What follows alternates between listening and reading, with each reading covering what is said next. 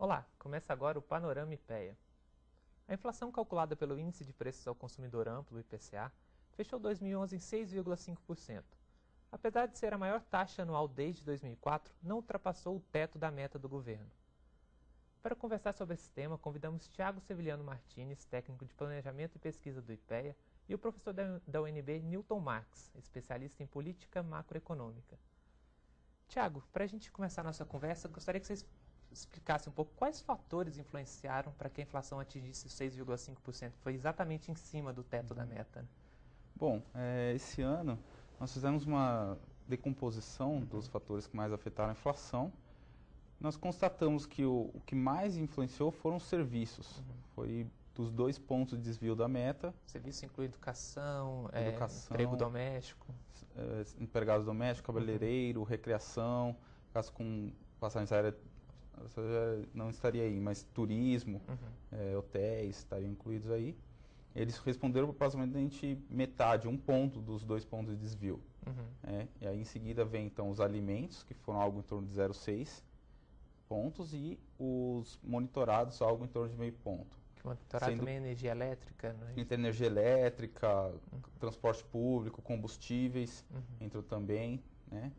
E aí dentro dos monitorados o que mais afetou foram o reajuste de transporte público e de tarifas de não energia elétrica, mas de água, de luz, esse tipo de tarifa, e também os combustíveis, especialmente pela alta do etanol. E no grupo dos alimentos, o que foi mais importante foi a alimentação fora do domicílio. Então, é um serviço também. Inclusive foi reclassificado no final agora do ano pelo Banco Central como um serviço. Porque influencia muito mais o valor da mão de obra, do serviço prestado, não necessariamente do custo do alimento em si. Né? Isso, porque a alimentação no domicílio, ele começou subindo muito no começo do ano por causa da alta das commodities, mas no final do ano se acomodou.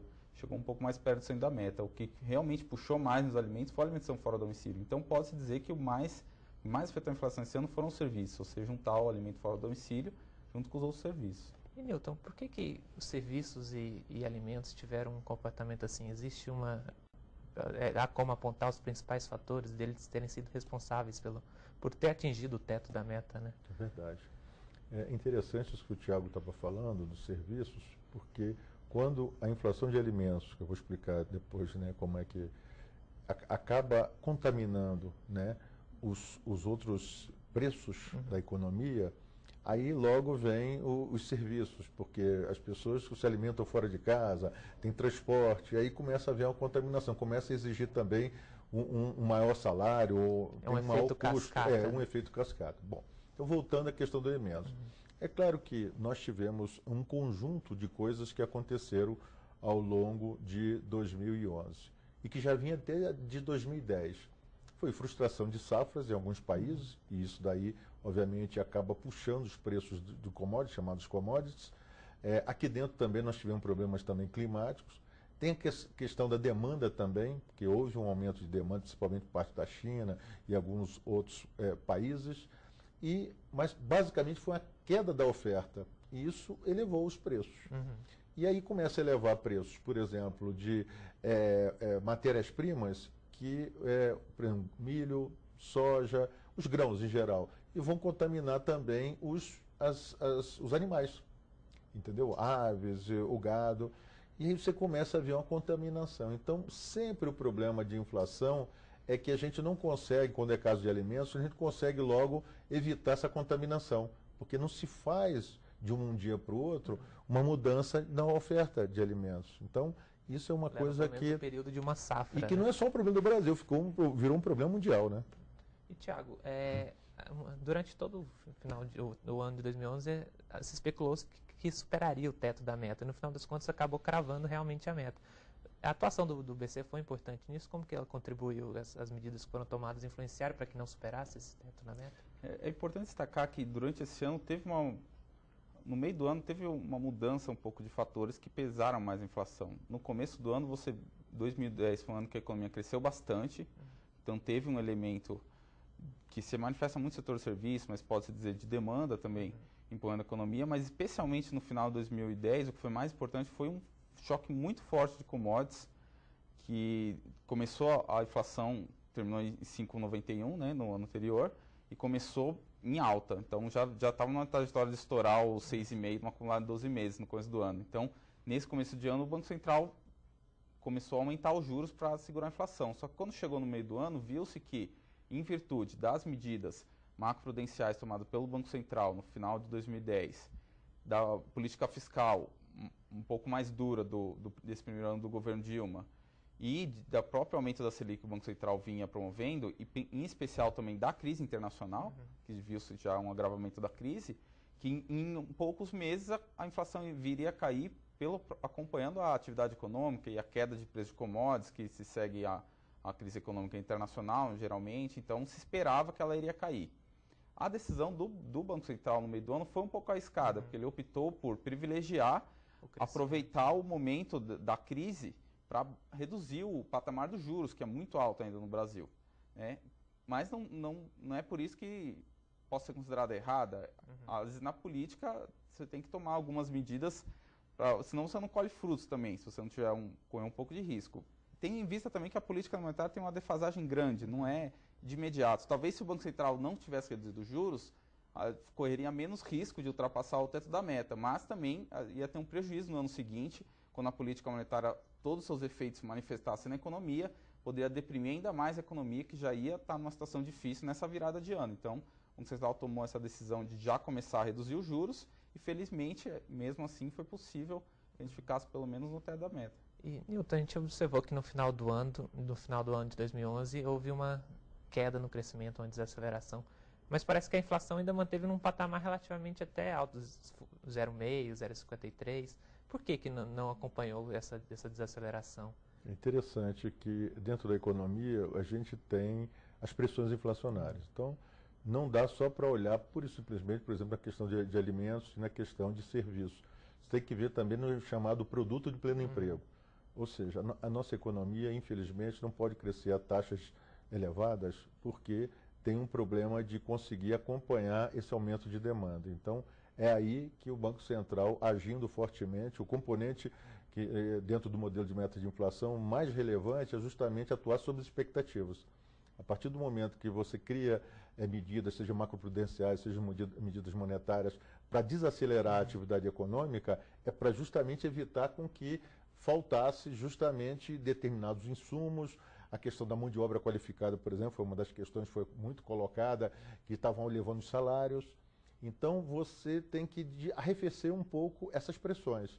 E aí o Banco Central atua basicamente em cima disso, criando, né, chamando o looking forward, que é justamente você mexer com as expectativas. Que o modelo de metas de inflação trabalha muito com as expectativas com relação ao futuro. Então, se os agentes econômicos se reprogramam, dadas aquelas medidas que são tomadas hoje, conforme o Thiago falou, que demora, não se sabe quanto tempo demora o impacto, né, dentro dos canais de transmissão monetária, mas é claro que isso daí vai afetar o lado produtivo. Então, os agentes econômicos se recolhem para justamente imaginar que não dá para crescer aquelas taxas. E aí, com isso, o Banco Central usa esses instrumentos adequadamente. Agora, quando ele mexe com inflação de alimentos, inflação de serviços, aí o negócio já muda de figura, porque é inadequado você tratar um problema, vamos dizer assim, de choque de oferta com instrumentos que a gente chama de instrumentos de controle de demanda. Então, o controle de demanda, esse está adequado, conforme você estava falando. Agora, a questão do lado do choque de oferta, não é adequado você usar os instrumentos monetários ou mesmo as medidas macroprudenciais. E a gente volta para conversar um pouco mais sobre esse assunto logo depois do intervalo. Até lá.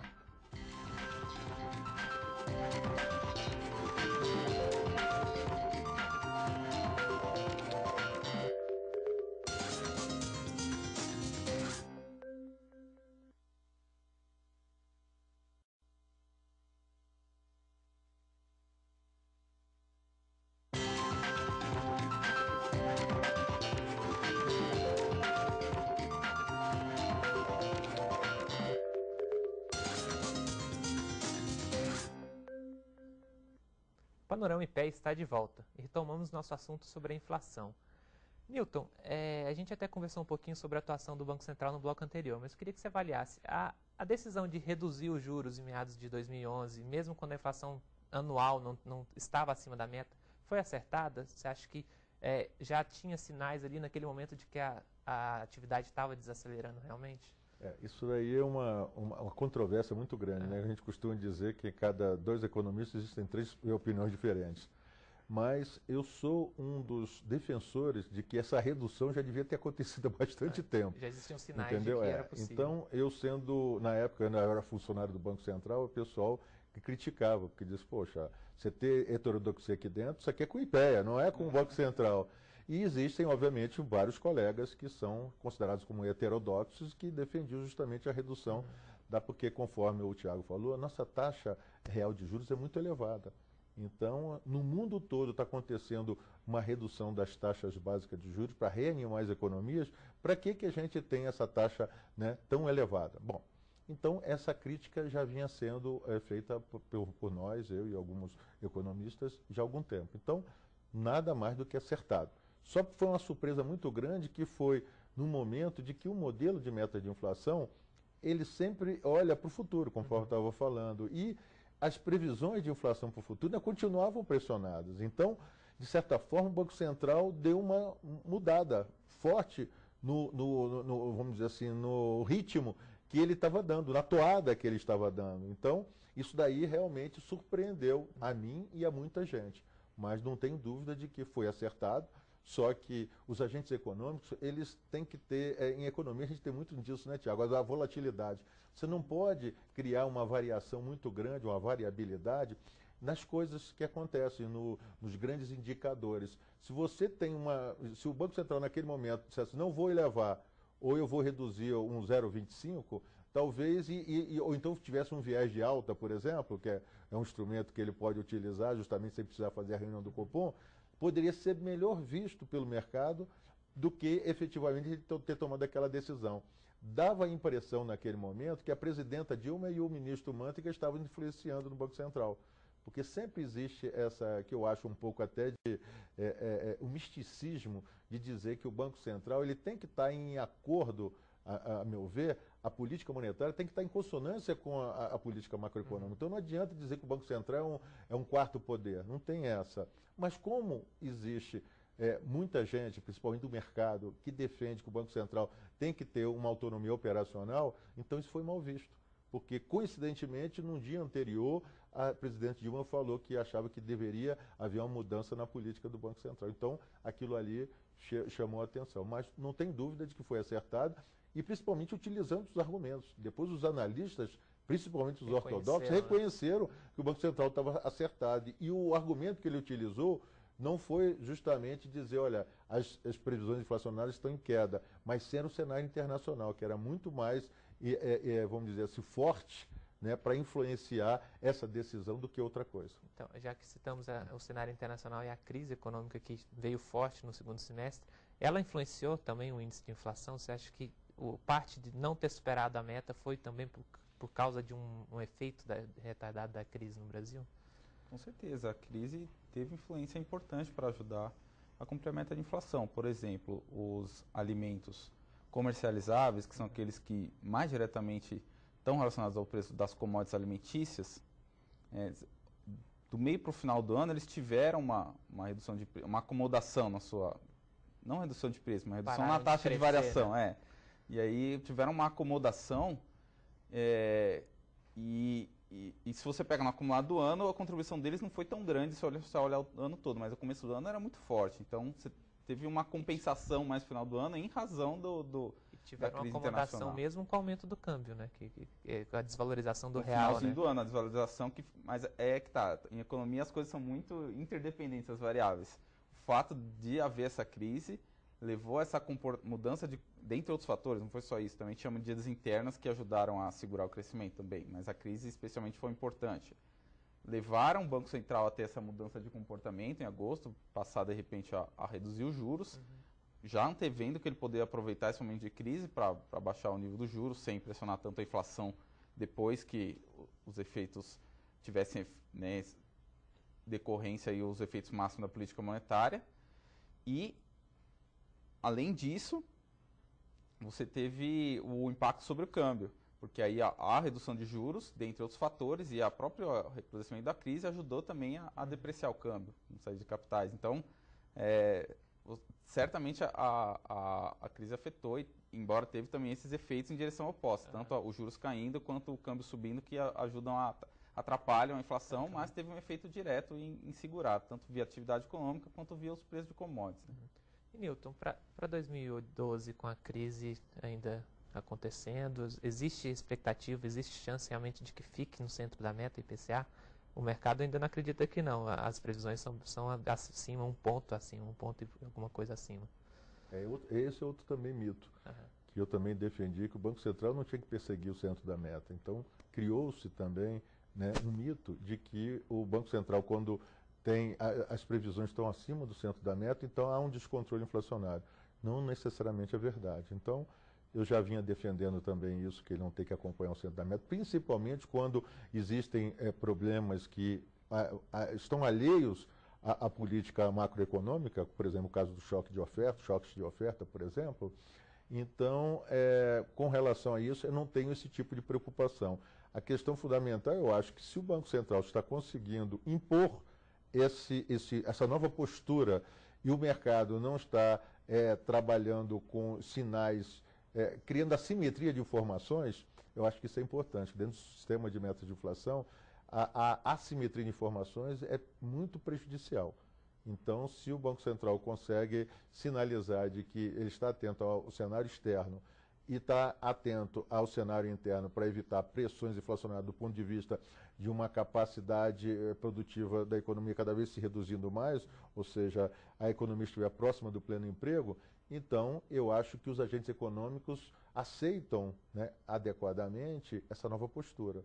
Então, com relação se as previsões ainda continuam acima do centro da meta, mas estão tendendo a queda, entendeu? Então, não quer dizer necessariamente que deve convergir para o centro da meta, mas eu estou notando que semana a cada semana as previsões estão se reduzindo.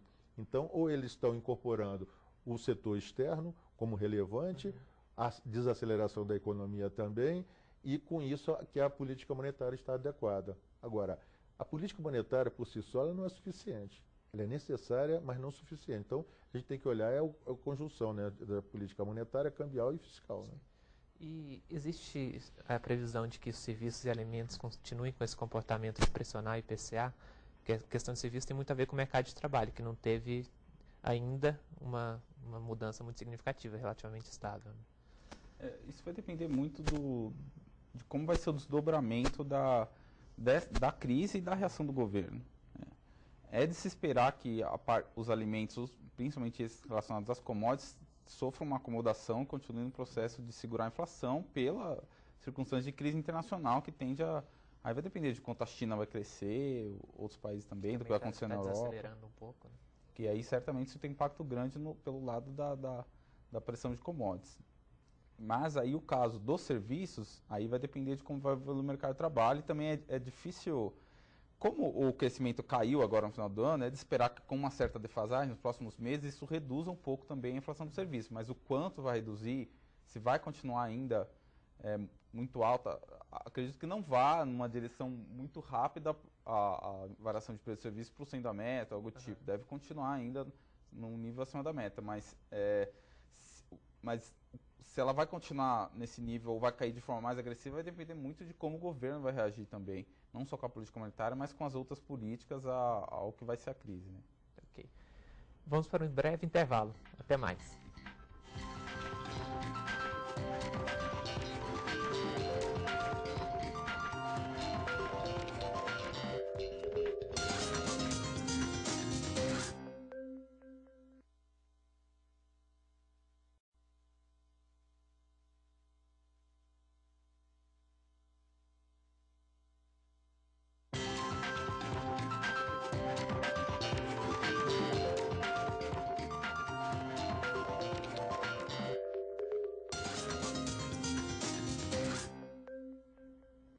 Estamos de volta com o nosso debate sobre inflação.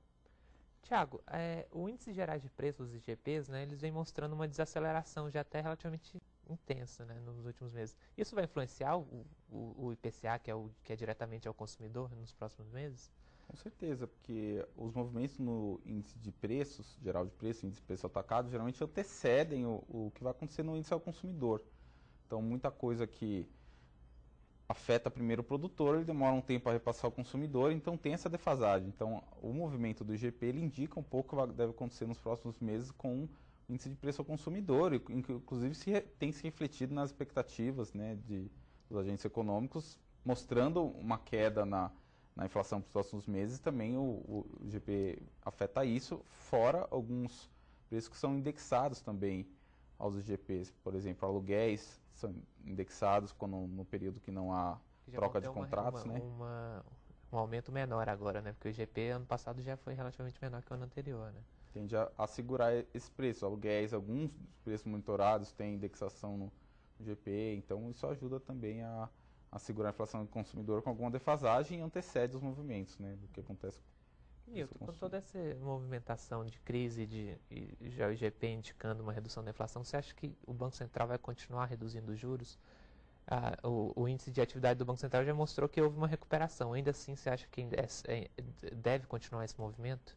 Bom, eu acho que sim. E do jeito que as conversas estão acontecendo, né? Na harmonização da política monetária com a política fiscal, então, estão se falando combinar bastante. Redução de juros com corte de gastos. Isso, entendeu? Né? Então, eu acredito que vai continuar. E a gente até lá alguns funcionários lá do sindicato de funcionários do Banco Central, e alguns sindicatos, até torcendo que a redução que possa acontecer agora da taxa Selic seja até maior do que 0,50, mas eu acredito ainda que é um processo, né, de contínuo na redução, desde que ainda continue, mesmo que esse índice que o Banco Central ele acompanha mostre que houve uma mudança, né, do sentido, mas você tem que olhar sempre para frente.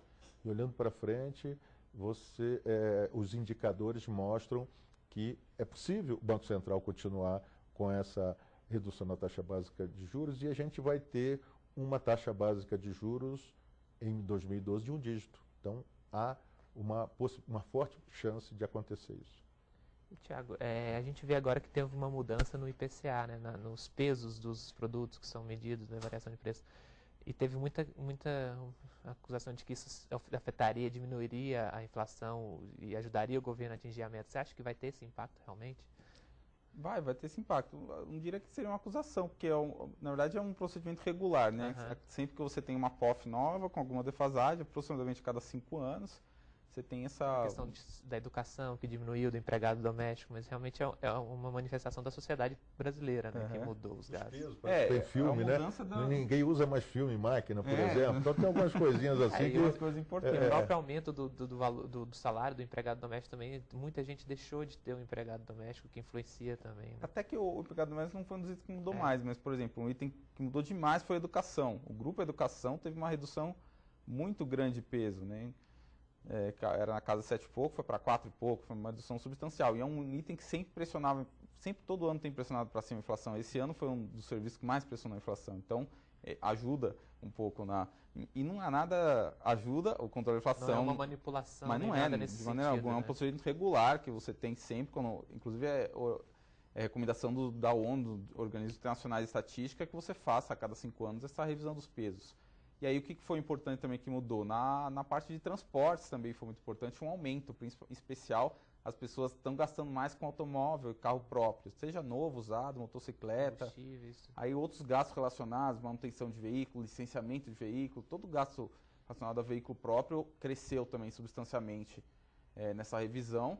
E uma redução, por exemplo, de transporte público, o ônibus caiu, as pessoas trocaram ônibus por carro, então na cesta de gasto, né? Você observa isso. Então, esses foram os itens que mais tiveram destaque, né? Que marcaram que aumentou e caiu. Queria fazer uma colocação. É interessante isso que o Tiago está colocando, que todas as vezes que a gente vai dar aula, sempre as pessoas falam assim, eu queria saber qual é o supermercado que o governo faz compras para eu comprar, porque para mim não está diminuindo. Não está diminuindo. Mas esse negócio da ponderação é um negócio que é uma luta hercúlea. Porque sempre você vai ter o seu índice de preço, o Tiago vai ter o dele e eu vou ter o dele. Agora, o que eu vejo como relevante, assim, já ao longo desses anos na estrada de economia, é que o governo tem que ter um índice que seja fácil ele afetar esse índice. Você entendeu? Então não adianta, se você pegar qualquer índice, ele é possível. Agora, qual deles que é mais sensível que o governo pode afetar, fazendo as políticas macroeconômicas? Porque não adianta nada você ter um índice mil maravilhoso e que o governo não consegue afetar. Porque os preços, em geral, eles se aproximam, eles convergem para esses índices. Entendeu? Então a pessoa fala assim, eu vou reajustar meu aluguel, né? Ele não vai reajustar em um negócio maluco, ele vai dizer assim, ó, próximo do índice oficial do governo. Os salários também, então tudo vai por isso daí. Por isso é que essa dificuldade em você garantir ou acusar de que realmente o governo manipula os índices. Agora, é claro que se por acaso, vamos supor, no ano passado, a metodologia dava 6,52 no índice, você não ia arrumar um jeito de chegar no 6,50, porque o governo ia ter que se justificar e todo mundo ia colocar como manchete, o governo não cumpre a meta de inflação. Então eu acho, do ponto de vista, vamos dizer assim, acadêmico, que para o governo isso não está criando nenhum tipo de, vamos dizer assim, de mascarar o índice necessariamente. Chegar num número que possa ser representativo. Então, quando agora há uma mudança metodológica, tem uma defesa, conforme o Tiago falou, a POF, que é a pesquisa de orçamento familiar, se muda, então muda o hábito das pessoas. Então, como é que você vai continuar mantendo as ponderações, vamos dizer assim, os itens que você vinha colocando, mas que hoje já não tem mais significância, entendeu? Então, isso daí eu acho que tinha que ter um programa só Pedro, para discutir isso, né? Os índices. Fica a sugestão, então. Eu agradeço, Thiago, a participação, também você, Newton. E também agradeço a vocês que assistiram o Panorama. Para conferir estudos sobre o tema, acesse o nosso site www.ipea.gov.br. O Panorama IPEA fica por aqui. Até a próxima semana.